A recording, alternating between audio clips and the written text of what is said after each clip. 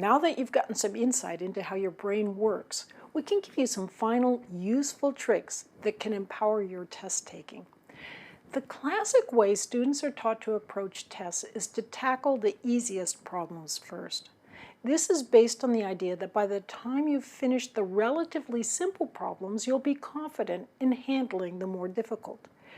This approach works for some people, mostly because, well, anything works for some people. Unfortunately, however, for many people, it's counterproductive. Tough problems often need lots of time, meaning you'd want to start on them first thing on a test.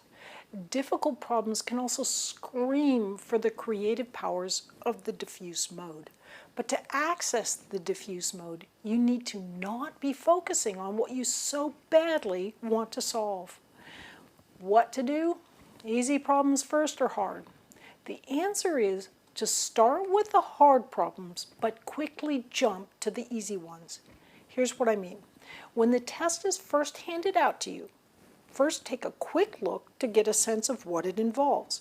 You should do this in any case. Then, when you start working the problems, start first with what appears to be the hardest problem, but steel yourself to pull away within the first minute or two if you get stuck or you get a sense that you might not be on the right track. This does something exceptionally helpful. Starting hard loads the first most difficult problem in mind and then switches attention away from it. Both these activities are what allow the diffuse mode to begin its work. If your initial work on the first hard problem has unsettled you, turn next to an easy problem and complete or do as much as you can. Then move next to another difficult-looking problem and try to make a bit of progress.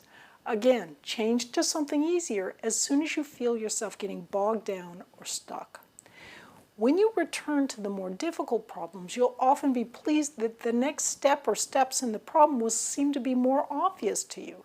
You may not be able to get all the way to the end immediately, but at least you can get further before you switch to something else on which you can make progress.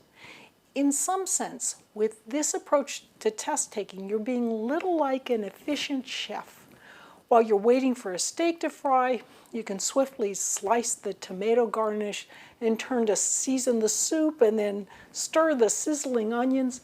The hard start, jump to easy technique may make more efficient use of your brain by allowing different parts of the brain to work simultaneously on different thoughts. Using the hard start, jump to easy technique on tests guarantees that you will have at least a little work done on every problem. It's also a valuable technique for helping you avoid Einstellung, getting stuck on the wrong approach, because you have a chance to look at the problem from differing perspectives. All of this is particularly important if your instructor gives you partial credit. The only trick with this approach is that you must have the self-discipline to pull yourself off a problem once you find yourself stuck for a minute or two. For most students, it's easy.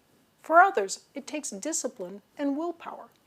This may be why test takers sometimes find that the solution pops to mind right as they walk out the door. When they give up, their attention switched, allowing the diffuse mode the tiny bit of traction it needed to go to work and return the solution. Too late, of course.